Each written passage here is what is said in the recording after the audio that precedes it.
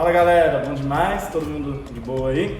Hoje a gente vai fazer a nossa super revisão de inglês. Só dar uma recapitulada, a questão dos elementos, tá? Que é o que a gente está estudando nesse primeiro módulo. A gente viu os elementos de frases, que são os elementos que formam um vocabulário. Todo vocabulário de uma língua, ele existe para as pessoas se comunicarem, seja conversando, seja escrevendo. E é por isso que nesse primeiro módulo a gente focou em entender quais são os elementos que formam um vocabulário. Antes de saber uma porção de frases, palavras e expressões e gírias, a gente precisa primeiro entender o que são os elementos, para a gente saber como que as palavras vão se comportar numa frase. A gente vai ter aí verbos, substantivos, pronomes, advérbios e preposições. Então vamos lá, o primeiro elemento que a gente vai revisar hoje, que são os verbos. Os verbos são palavras que vão demonstrar ação. Quando a gente vai estudar o verbo, a gente vai precisar entender sobre os tempos verbais, que em inglês fica verb tenses. Os tempos verbais, eles vão dar variações para o verbo.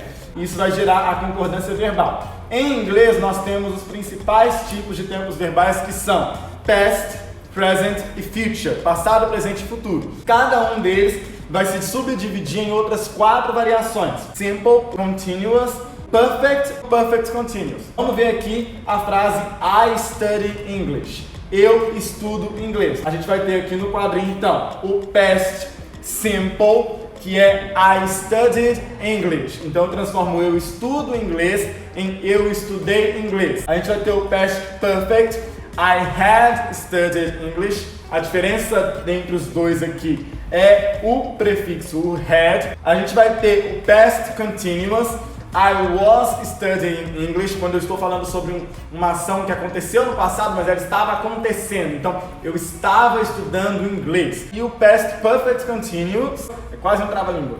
I had been studying English. A gente vai para o present, que são os verbos no tempo presente. I study English, né? Aquele principal lá, eu estudo inglês, está no presente, é o presente simples, present simple. O present perfect, que é I have studied English, é como se fosse eu estou estudando inglês. I am studying English, que é o que estamos fazendo agora, é o present continuous, eu estou estudando inglês. Present perfect continuous, I have been studying English, eu estive estudando inglês. E aí nós temos o futuro, I will study English, eu irei estudar inglês, é o futuro simples. I will have studied English, eu vou ter estudado inglês, é o futuro perfeito. No futuro contínuo, eu vou estar estudando inglês, I will be studying English. Nós temos o futuro perfeito contínuo, I will have been studying English, eu vou estar estudando inglês. Os substantivos, os nouns. Em inglês, substantivos são palavras que vão nomear seres em geral, objetos, lugares, sentimentos e muito mais. Os nouns subdividem os substantivos em 2 grupos principais. Proper nouns, que são os substantivos próprios, vão nomear seres de forma específica, e a gente tem o common nouns, que são os substantivos comuns, vão dar nome a seres e coisas no geral. Uma outra coisa, substantivos não vão ter gênero gramatical. Então, diferente do português, em que a gente tem o o e o a como artigos masculino e feminino, no inglês a gente não tem esse tipo de coisa, os substantivos não têm gênero gramatical. Então, muitas vezes a gente vai ter palavras específicas para cada gênero, em outros casos a gente vai ter gênero neutro. A gente tem alguns casos em que a gente vai ter termos distintos. A gente vai ter um termo para falar do masculino, um termo para falar do feminino e um termo para falar do gênero neutro. As palavras de gênero masculino também podem ser substituídas pelos pronomes he ou his, she ou her. São os pronomes que vão substituir os substantivos femininos.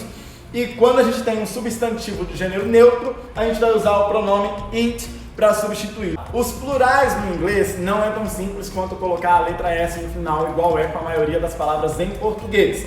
Há alguns casos sim, vocês vão ver aqui que eu coloquei separadinho de um lado os 3 tipos de caso em que é só colocar o S no final. Mas nós temos exceções a essa regra, com outros 3 tipos de caso em que a gente não vai colocar o S, a gente tem que fazer ele de uma outra forma. Por exemplo aqui, a palavra bebê em inglês é baby, termina com Y. Como ela termina com Y e é precedido de uma consoante que é o B, a gente vai ter que substituir o Y pelo sufixo IES. Vai ficar babies, babies.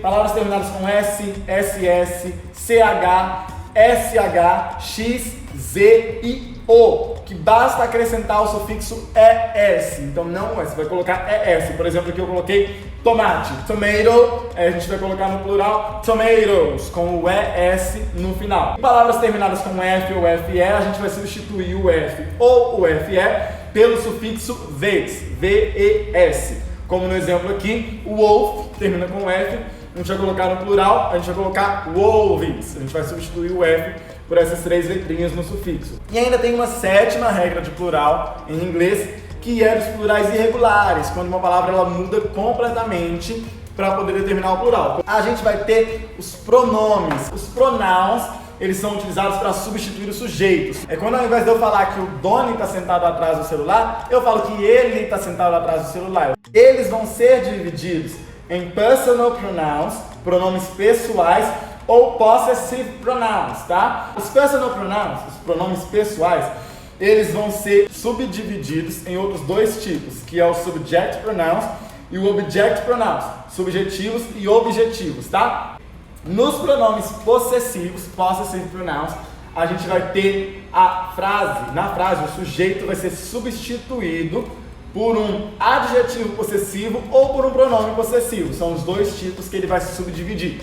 Tem tudo aqui bem detalhado na tabelinha, no material para vocês, tá certo? Advérbios. Os advérbios são utilizados para indicar a frequência com que algo acontece. Se algo sempre acontece, algo nunca acontece, que vai ser always, sempre, usually, usualmente, regularly, regularmente, normally, normalmente, often, frequentemente, sometimes, às vezes, occasionally, ocasionalmente, rarely, seldom, que vão juntos significar raramente, e never, que significa nunca, ok? Preposições. Elas vão conectar as palavras numa frase. No caso em português a gente tem o de, o para. Em inglês as mais usadas in, on e at. As 3 vão ser usadas para determinar um tempo. Quando eu vou falar de tempos mais gerais, como uma parte do dia, tipo manhã, tarde, noite, ou se eu vou falar de um ano, 2020, 2019, 2040,